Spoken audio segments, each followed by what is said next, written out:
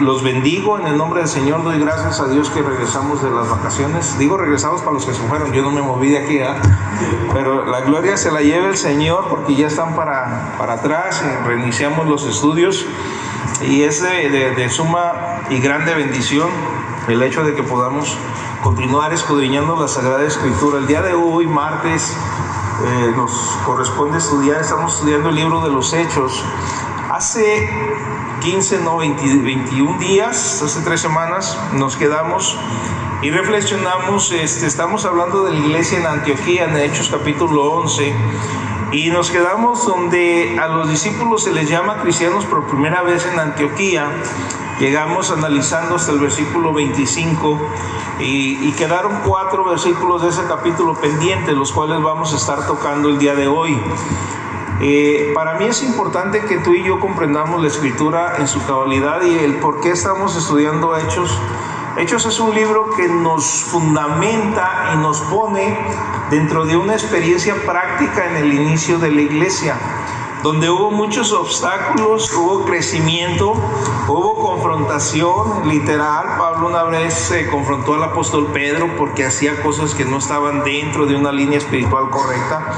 Y parece que hay muchas similitudes en relación a la vivencia de la vida cristiana dentro del pueblo de Dios a partir de todos los tiempos, pero en el presente, hermanos. Parece que es lo mismo el día de hoy en la iglesia. Básicamente a lo que trae el Espíritu Santo a mi corazón y a mi mente para compartir. Cuando Pablo lo reprende es porque en el tiempo que se estaba dando el fundamento de la iglesia, el Espíritu Santo se estaba moviendo bastante por todos, incluyendo a Pedro. El primer discurso y sermón que Pedro se aventó fue por el Espíritu Santo cuando ya fue bautizado. Mas sin embargo hubo un movimiento muy fuerte y todo eso está registrado en el libro de los Hechos, donde Pedro, pues de alguna forma u otra, cuando no había gente cristiana de su nivel, podríamos decir, porque él anduvo con el Señor y fue uno de sus discípulos que llegó a ser apóstol, dice que comía, bebía, disfrutaba con los gentiles, con los judíos, literalmente legalistas, defendiendo una práctica legalista, y no aceptaban al 100 a los cristianos gentiles. Cuando alguien venía, más bien es al revés, estoy diciéndoles al revés, él convivía con los gentiles cristianos, pero cuando venían los judíos él se apartaba y como que no los conocía, no los pelaba, porque tenía miedo y vergüenza o lo que le fueran a decir. Entonces Pablo lo reprende: tú no estás haciendo bien, y le empieza a dar enseñanza. ¿Qué no ves que en Jesucristo todos somos iguales? Y empieza a darle mucha enseñanza. A donde voy no es a juzgar el hecho de lo que hacía Pedro, sino a reflexionar que Hechos nos enseña que seguimos en las mismas prácticas. El que se siente superior al otro lo pone en ciertos grados, no le llama la atención, lo juzga por sus apariencias, lo juzga por su vivencia, pero se le olvida que Dios nos rescató de un mundo de pecado y que practicamos muchas cosas que cuando estás señalando al hermano, 3 dedos, 4 dedos para atrás te apuntan a ti, y el único que sabe esa vida o esas circunstancias es Dios. Entonces Hechos nos enseña para salir hacia adelante y crecer en ello. Bueno, hablando de Antioquía, también hace 3 semanas analizamos lo que es Antioquía, y no era cualquier cosa, era una provincia fuerte, grande, un lugar donde costaba llevar a cabo el evangelio. Pero los quiero llevar a que leamos Hechos 11, 26 al 30 para entrar en materia, y vamos a tratar de terminar el capítulo 11. Dice: en el nombre de nuestro Señor Jesús, Hechos 11, 26 al 30, y se congregaron allí todo un año en la iglesia y enseñaron a mucha gente, y a los discípulos se les llamó cristianos por primera vez en Antioquía. Voy a hacer un paréntesis ahí. Hace también la vez pasada que tocamos el estudio, mencionamos lo que es ser llamado cristiano y la importancia que lleva y conlleva el nombre de cristiano. Y también vimos lo importante que es para ustedes que comprendan, se graben, entiendan de dónde viene el nombre cristiano, cuándo fue la primera vez que se llamó cristiano. Dice que en Antioquía. Continuando con la lectura bíblica, dice: en aquellos días unos profetas descendieron de Jerusalén a Antioquía. Y levantándose uno de ellos, llamado Ágabo, daba a entender por el Espíritu que vendría una gran hambre en toda la tierra habitada, la cual sucedió en tiempo de Claudio. Entonces los discípulos, cada uno conforme a lo que tenía, determinaron enviar socorro a los hermanos que habitaban en Judea, lo cual en efecto hicieron, enviándolo a los ancianos por mano de Bernabé y de Saulo. Saben que estos 4 versículos que leímos al final de Hechos capítulo 11, traen bastante enseñanza para extraer y que vale la pena que observemos tú y yo en relación al estudio de Hechos que estamos llevando a cabo, porque trae muchísima enseñanza para ti y para mí. El 27 dice que en aquellos días unos profetas descendieron de Jerusalén a Antioquía.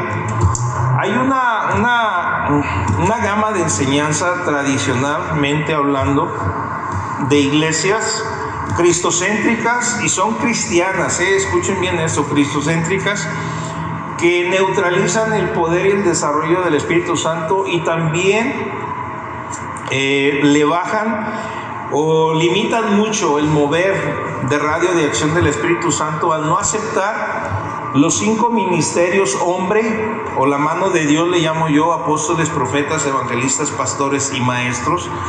No los aceptan como tal porque dicen que en el tiempo de los apóstoles ya quedó en el pasado lo que fueron apóstoles y profetas. Aceptan evangelistas, pastores y maestros, e inclusive unifican, como dicen maestros, unifican el pastorado con el maestro. Entonces ya nomás lo dejan en 2.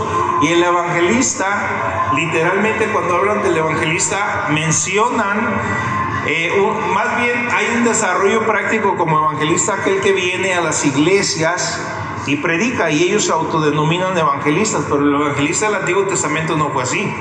Los 5 ministerios nacen del primer ministerio apostólico, y apóstoles dicen que no hay porque pues ya los apóstoles quedaron con Jesús, pero no se trata del apostolado del tiempo del Señor Jesús o lo que fue el apostolado del llamado del Señor Jesús como tal. Se trata de la raíz etimológica de la palabra que significa apóstol. Es uno que es enviado, y es uno que es enviado obviamente por el Señor Jesucristo. Pocos lo entendemos por una razón: falta de experiencia y falta de llamado. ¿A qué me refiero, hermanos? Ahorita pónganme mucha atención porque vamos a ir introduciendo la escritura en base a esto. Aquí dice que descendieron profetas desde entonces. La cuestión es que tradicionalmente toda religión y toda organización eclesiástica, cuando les digo eclesiástica, estamos hablando de lo que es los términos teológicos, Dios, hombre, y estamos hablando de religión no solamente cristocéntrica. Si hablamos de la católica, apostólica y romana, que conocemos como una de las tradiciones más grandes e influyentes en el mundo, para que seas un sacerdote tienes que ir a la escuela teológica, y en la cual te metes totalmente en un estudio sistemático que les dura aproximadamente 2 años, y 4 de ellos son teología pura. Pero al no nacer de nuevo, tienen el mismo poder, la misma autoridad, el mismo conocimiento y la misma necesidad que cualquier mundano. Se los digo así, lo estoy grabando y lo voy a soltar. ¿Por qué? Porque solamente en Cristo Jesús podemos nosotros conocer una naturaleza nueva, y es a través de su sangre y su sacrificio que podemos cambiar y adquirir conocimiento de salvación y vida. La cuestión es que les meto esta introducción porque dentro de la iglesia cristocéntrica se repite mucho también algo similar, no en el sentido de que esté la religión denominando, sino una situación especial. Nos metemos en el estudio de la escritura, y lo mínimo que demanda para ordenarte pastor son 3 años de estudio, donde te llevas como mínimo unos 20 tomos bien digeridos de diferentes doctrinas eclesiásticas, y una vez terminado tu estudio te ordenan pastor, pero no hay un llamado. Y la cuestión es que cuando no hay llamado, tú te cargas en tus propias fuerzas y expensas para administrar las ovejas, para adquirir dividendos, para adquirir finanzas, y te llevas una carga tan tremenda que muchos, tradicionalmente hablando, la muerte número uno de los pastores, ¿qué creen que es? Infartos. Porque hay tantas cosas que las ovejas hacen que si Dios no está y no te ayuda y no trabaja para que puedas archivar en el software de tu entendimiento, créanme, el ser humano comete las más atrocidades, aberrantes cosas que solamente Dios, para poder dar consejería, no juzgar, no poner juicio, es esto, es lo otro, es Dios te bendiga, vamos a lo que sigue. Entonces, esto pasa, pero no es un llamado directo del Señor. ¿Por qué les digo esto, iglesia? Se los he repetido en otras veces. Tuvo que el Señor llamarme directamente y entender que aquellos que decían que Dios los llamaba, se presentaba, les daba una palabra, les daba dirección y eran juzgados por muchos. Bendito sea Dios que guardó mis labios, mis pensamientos y mis acciones y nunca les juzgué. La interrogante estaba presente: ¿será o no será?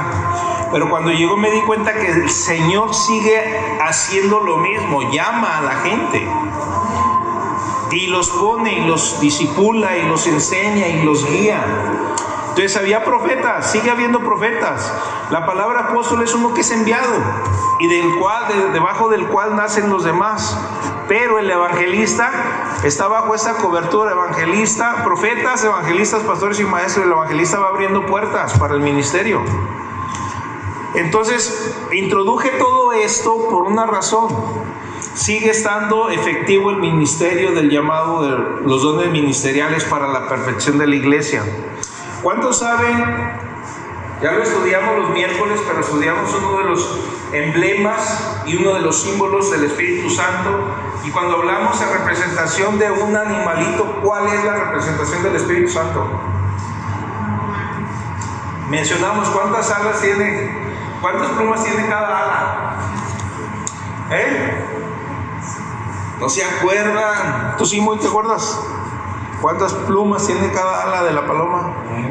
9. ¿Qué representan?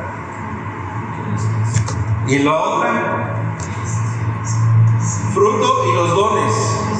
Pero nunca hemos hablado de las plumas que trae la cola. ¿Cuántas son? Y esas sirven para planear. Y se menciona que son los dones ministeriales para llevar la iglesia a lo que el Señor demanda.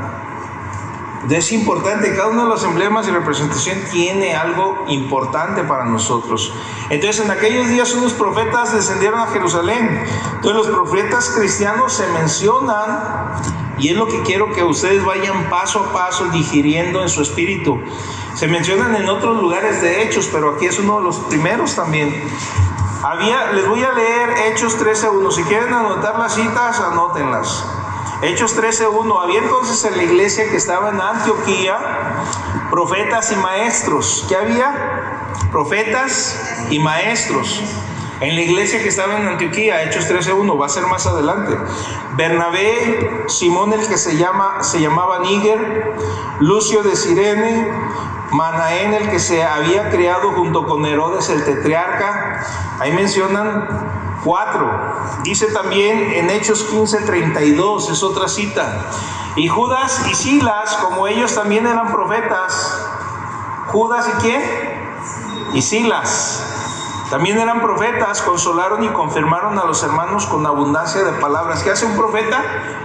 Confirma a los hermanos con abundancia de palabra. O sea, ¿por qué tienen abundancia de palabra? ¿De dónde viene la abundancia de palabra? Directamente de Dios por el Espíritu Santo.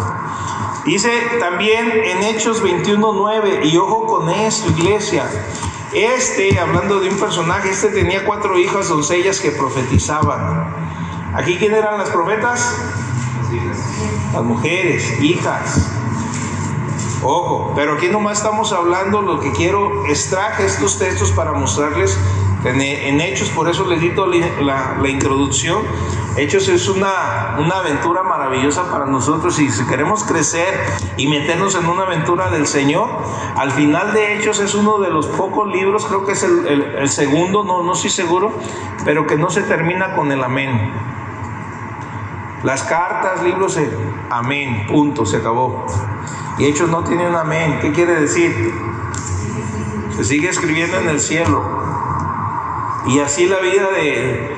Una vez Juanita llegó a la iglesia Maranata y trajo a fulano y mangano. Después llegó un joven de los Estados Unidos llamado Francisco, y de pronto ahí se empataron, siguieron sus vidas, y Juana sigue perseverando. Francisco se fue al norte a hacer su casa, va a hacer su casa cuando venga el Señor Jesucristo. No la va a poder, bueno, no sé, el Señor está escribiendo ahí. Juana ve para el cielo y Señor, que no sea así, por favor, que ya se venga. No sé. Y luego también el Señor sigue escribiendo. Llegó Candy o llegó Gaby primero, no sé quién llegó, pero también se fue, y la Candy disfruta de un carro, ya lo fue a llevar hasta Panis, ya vino. Pero bueno, al final sí fueron útiles para el Señor, no rindieron frutos, sí rindieron. De hecho, se sigue escribiendo, cada uno. Y así las vidas de cada uno. Isa, pues, Miguelón, los Remens aquí, los Cenas, ya se fue, estuvo, no estuvo. Cuca llegó, ¿por quién llegó? Por quien llegó ya no está, pero ahí está Dani, en fin. Dios ahí está, o el ángel que está escribiendo. Y un día cuando estemos en la gloria, cuando estemos en amén, y así fue, se selló y el fruto llegó. Y que diga el Señor, llegaron todos los de Maranata, fue un bandón y aquí están. Amén, ¿eh? Bueno, estamos extrayendo esto porque se sigue escribiendo, pero había profetas desde entonces. El rol era el de edificar y exhortar. Escuchen eso, hermanos. A medida que transmitían lo que les había revelado el Espíritu Santo, un profeta transmite lo que les revela el Espíritu Santo. No hay un profeta sin él, porque hay dones que van hablando misterios ahí, y hay misterios en lo que les está revelando. A veces esas profecías eran predicciones del futuro, como la de Ágabo que leímos aquí. Iba a venir una hambruna, y dice sobre toda la tierra habitada. Ojo con eso, ahorita sigo en el 28, pero aquí el profeta Ágabo dice una hambruna sobre toda la tierra habitada. Pero ¿cómo él sabía que estaba en toda la tierra habitada? Que era toda la tierra habitada para Ágabo. Si no había satélites, radares, nada de comunicación, nada que lo llevara al resto del mundo. ¿A qué se referiría? Bueno, lo vamos a ver más adelante. Dice el 28. Y levantándose uno de ellos, llamado Ágabo, daba a entender por el Espíritu que vendría una gran hambre en toda la tierra habitada, la cual sucedió en tiempo de Claudio. Así lo dice el versículo 28. Sucedió en tiempo, una gran hambre. O sea que este libro viene atrás. Si lo dejamos flat, como dice el gabacho, tajante, al tiempo, hace 2000 años, ¿verdad? El tiempo del Señor. Vamos a ponerles, hace 2000 años ya había hambre en la tierra. Ya se daban estas circunstancias. No es nada ajeno a nosotros.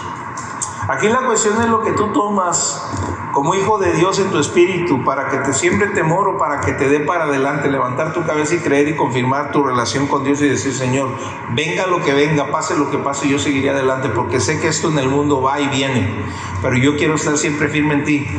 Ayúdame a no desenfocarme para traer almas a tu reino. Tener, como me enseñas aquí en Hechos también, lo que los apóstoles decían: danos de nuevo para predicar tu palabra, para buscar tu rostro en medio de toda circunstancia. En realidad es eso, hermanos, una gran hambre. Hubo numerosas hambrunas en distintas partes del Imperio Romano. Toda la tierra habitada, cuando mucho llegaba al Imperio Romano, una pequeña porción de Europa, alrededor de lo que era Judea y todo esto, no podían llegar más allá, pero toda esa zona estaba esta hambre, y esto pasó durante el Imperio Romano, durante el reinado de Claudio, hablando de años específicos entre el 41 y 54 después de Cristo, más o menos fue lo que duró. Y Judea, la tierra del Señor, donde viene escrito todo esto, fue víctima de varias hambrunas en los primeros años de ese reinado. Le pegó fuerte. Entonces, de acuerdo a los historiadores, creen que esta hambruna específica de la que está relatando Hechos aquí sucedió entre el año 45 y 47 después del Señor Jesucristo, más o menos. O sea, Los historiadores escriben, por eso son historiadores.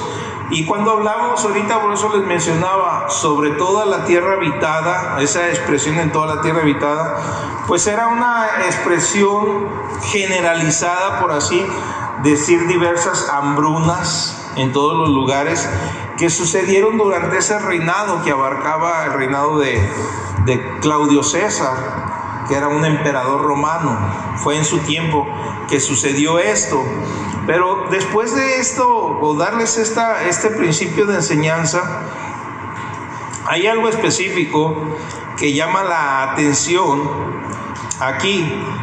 Dice: entonces los discípulos, cada uno conforme a lo que tenía, determinaron enviar socorro a los hermanos que habitaban en Judea, lo cual en efecto hicieron, enviándolos a los ancianos por mano de Bernabé y de Saulo. Recordemos que Saulo es Pablo, el apóstol Pablo. Entonces, aquí se habla de la ofrenda para Jerusalén. Y es muy importante eso, hermanos. Les quiero hablar de esto. El Espíritu Santo me lo puso cuando estaba, fíjense bien, yo no me acordaba de esto, pero cuando estaba moviendo el púlpito, mis ojos se desviaron a esta cajita. ¿Cuántos saben qué es esta cajita y qué representa? Nomás levántenme la mano los que sí saben. Ok, esta cajita tenía aproximadamente 30 sobres. Y ahorita aquí por fuera tenemos 3.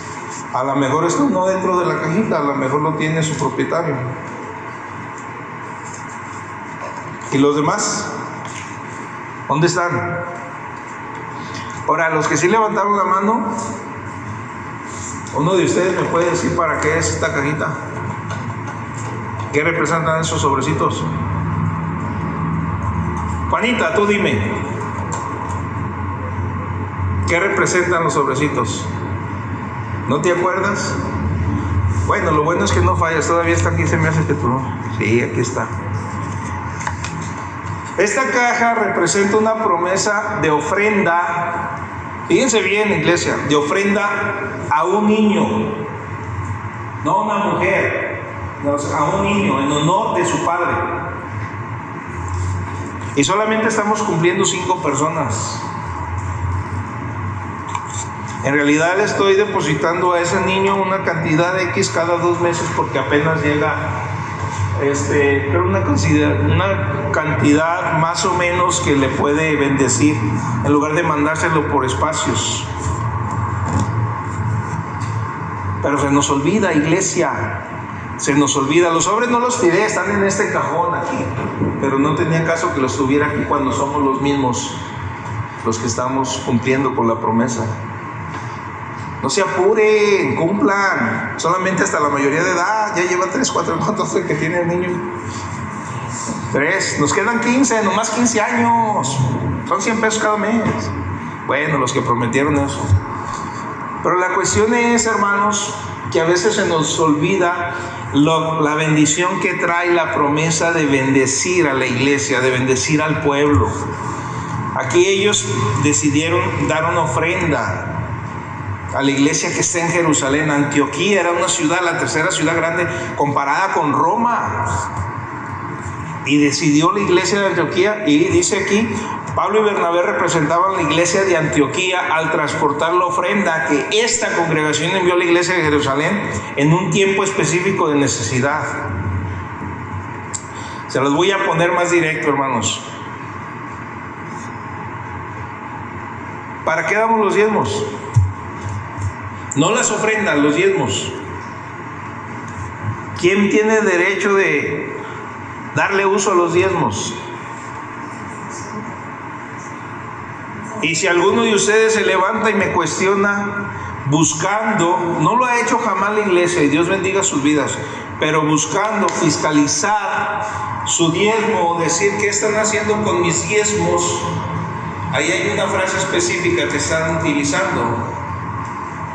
¿Cuál es? Mis. Y si son tus, no los pongas aquí, porque aquí vienen los diezmos de Dios. Pero si fiscalizan mi vida, no los estás soltando de aquí. Si lo haces, no estás siendo bendecidos. Yo los puedo utilizar, pero tu vida no está siendo bendecida por parte de Dios porque estás rompiendo la bendición que Dios está disponiendo. Y es lo mismo de lo que estamos hablando, hermanos. No podemos nosotros decir, es que pues, ¿por qué voy a hacer esto? ¿Por qué voy a hacer aquello? Dios bendice al dador alegre y Dios bendice a aquellos que tienen la oportunidad de bendecir a los que están en necesidad. Y Dios dice que trabajemos primero para los que tienen necesidad.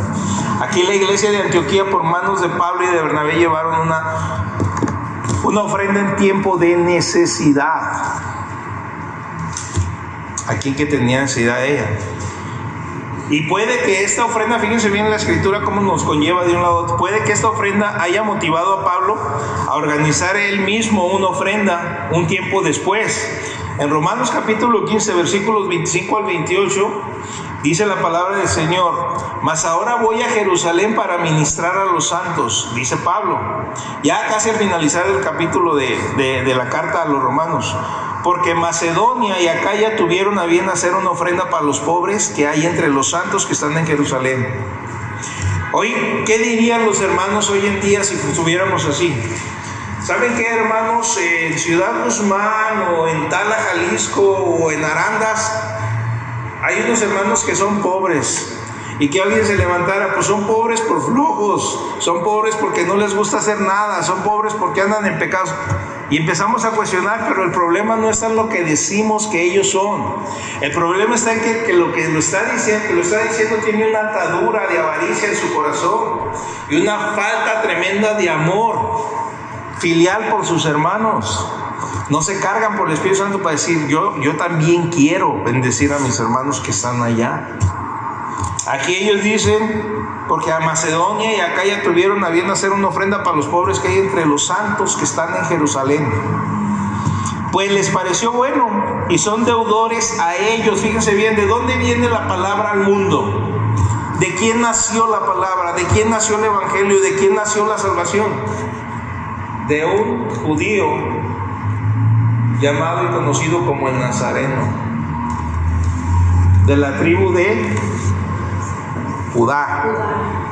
De ahí llegó hasta tú y mi vida, la salvación. Y en este caso, lo menos que podemos hacer tú y yo, hermanos, fíjense bien lo que les voy a decir.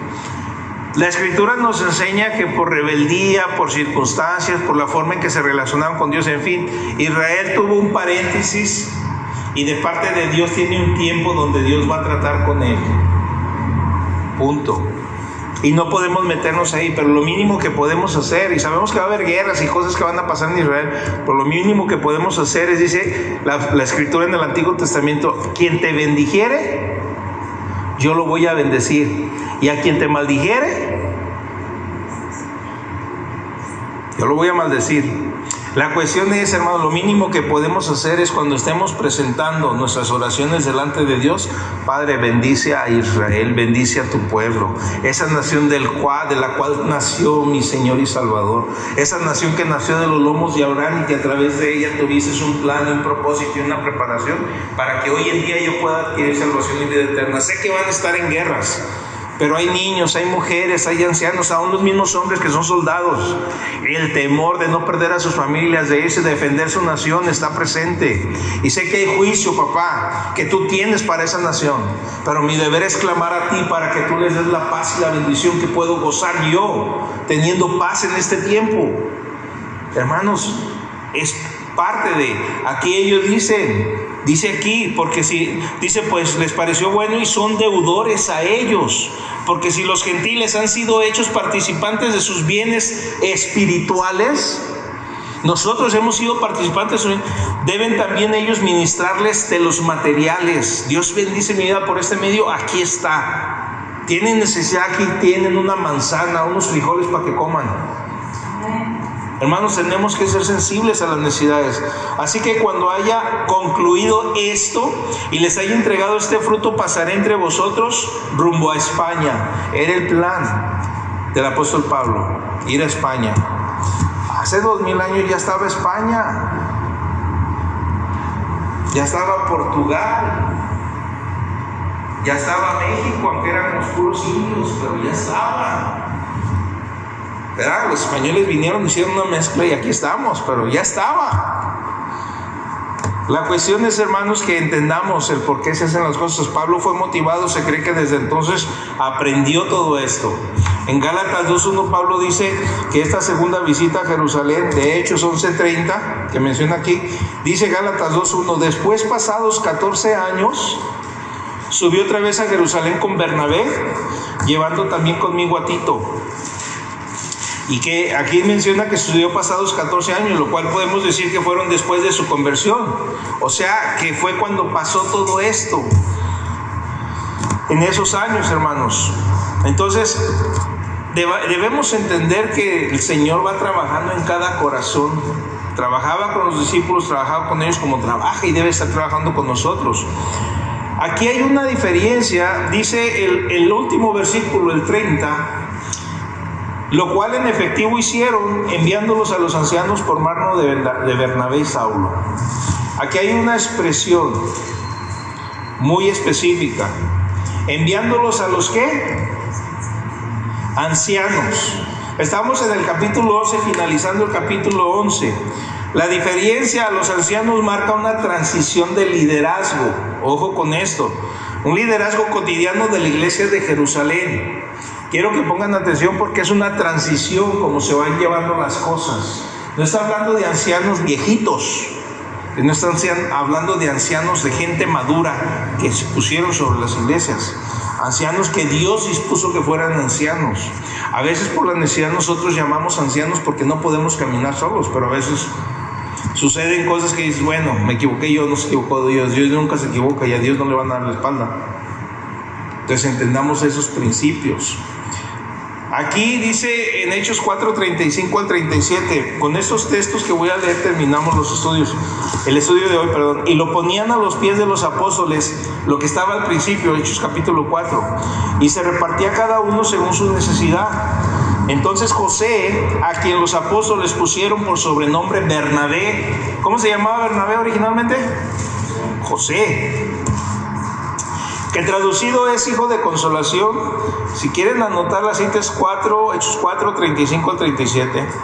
Levita, natural de Chipre, como tenía una heredad, la vendió y trajo el precio y lo puso a los pies de los apóstoles. Entonces eran los apóstoles los que estaban al frente. Luego dice en el capítulo 6, del 1 al 6, en aquellos días, como creciera el número de los discípulos, o sea, hay apóstoles, ahora discípulos también, hubo murmuración de los griegos contra los hebreos. Están hablando no de los gentiles griegos, están hablando de los judíos griegos que se congregaban contra los judíos hebreos, de que las viudas de aquellos eran desatendidas de la distribución diaria. Había una bendición, donde no les faltaba nada. Entonces los 12 convocaron a la multitud de los discípulos y dijeron: no es justo que nosotros dejemos la palabra de Dios para servir a las mesas. Están hablando los apóstoles y diciéndoles a los que se están quejando: buscad pues hermanos de entre vosotros a 7 varones de buen testimonio, llenos del Espíritu Santo, de sabiduría, a quienes encarguemos de este trabajo, y nosotros persistiremos en la oración y en el ministerio de la palabra. Agradó la propuesta a toda la multitud y eligieron a Esteban, varón lleno de fe y del Espíritu Santo, a Felipe, a Prócoro, Nicanor, Timón, Parmeas y Nicolás, prosélito de Antioquía. O sea, venía de Antioquía, Nicolás, a los cuales presentaron ante los apóstoles, quienes orando les impusieron las manos. Hubo una transición, hermanos. Ya en el capítulo 11, el último versículo, ya menciona ancianos, gente con sabiduría para poder estar al frente de las iglesias, darle guianza y dirección al pueblo. Pero son ancianos, gente que tiene sabiduría no importando la edad. Timoteo era un joven a quien Pablo lo dejó como un anciano para guiar la iglesia de Éfeso. Un joven, y le dijo: ninguno tenga en poco tu juventud, sino sé ejemplo en conducta, amor, fe y pureza para todos los demás. No te dejes amedrentar por tu edad. Tú eres un anciano para la iglesia. Pero había testimonio, hermanos. y había persuasión del Espíritu Santo por medio de él para el pueblo. Entonces tú y yo tenemos que entender los principios que gobiernan el reino y la forma en que Dios nos está mostrando a través del libro de los Hechos, cómo se echaron los fundamentos y cómo debe seguir la iglesia con santidad y con sanidad en la doctrina de Jesucristo. Que va a haber luchas y va a haber pruebas, va a haber altibajos, van a estar presentes, va a haber. Pero lo que marca la diferencia es la actitud que yo tome en relación a las cosas que vengan.